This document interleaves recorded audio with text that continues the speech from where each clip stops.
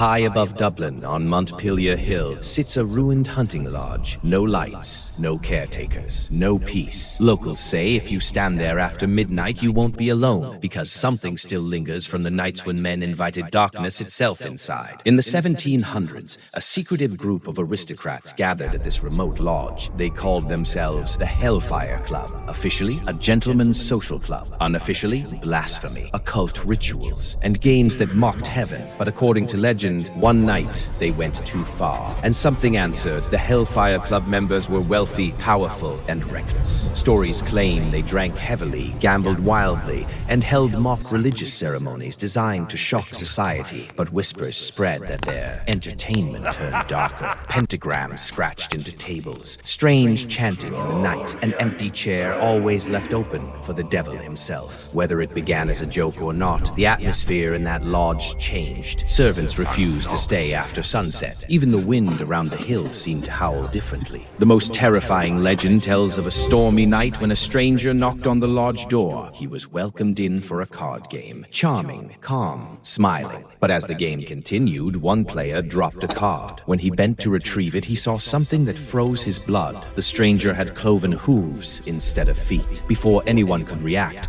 the figure burst into flames, vanishing in a flash of fire and sulfur. The lodge shook, and from that night on, they say, the hauntings began. Visitors to the ruins report overwhelming dread, shadowy figures seen standing in doorways, cold spots even in summer, the smell of burning when no fire burns. Some claim to see a tall, dark shape watching from the upper floor, too large to be human, too still to be alive. Others hear laughter on the wind, not joyful, mocking.